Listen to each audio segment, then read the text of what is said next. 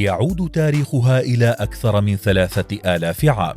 ليست فرنسية أو أوروبية، بل ابتدعتها سيدة بابلية من بلاد الرافدين، تربعت على عرش صناعة العطور لتكون أول كيميائية بالتاريخ وأول من استخدم العطور الملكية على الإطلاق. اسمها تابوتي، ويلقبونها بليت إيكالم، أي سيدة القصر. لنتعرف معا على المرأة التي عطرت حياتنا وعلى تاريخ نشأة العطور وتطورها. أول مهندسة كيميائية في التاريخ. بينما يرتبط اسم العطور الفاخرة اليوم بأوروبا وفرنسا تحديدا، فإن ولادتها على عكس ذلك تماما، إذ يرجع تاريخها إلى آلاف السنين.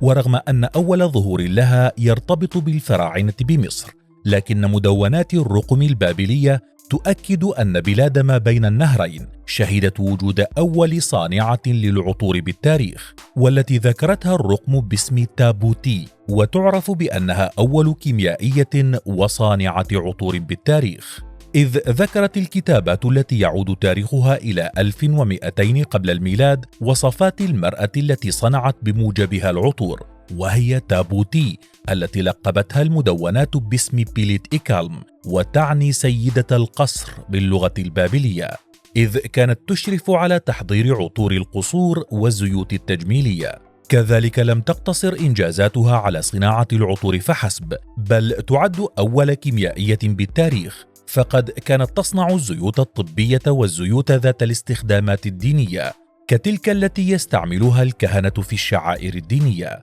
كانت تابوتي بمساعدة وصيفتها نينا تصنع العطور بمزج الماء والزيوت والهلام والنباتات، لتضيف إليها أخيرا روح الليمون وجزءا حيا من حيوان تستخلص منه المرهم الملكي، لتكمل بذلك وصفة العطر المخصصة للملك.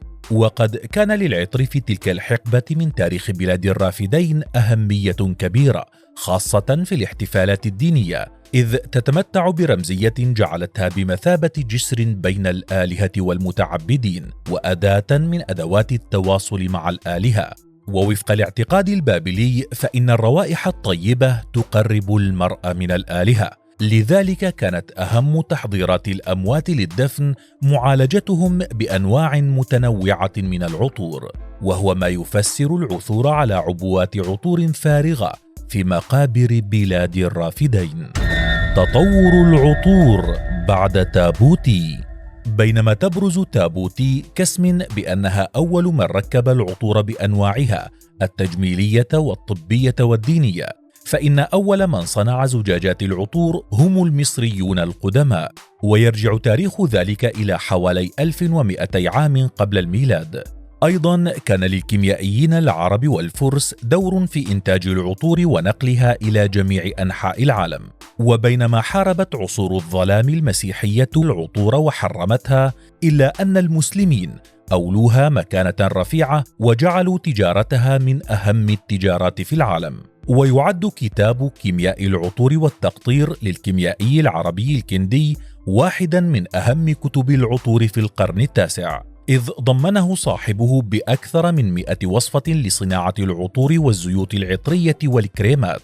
كذلك ذكر في كتابه طرقا بديلة للتركيب المنزلي للعطور بتكاليف قليلة.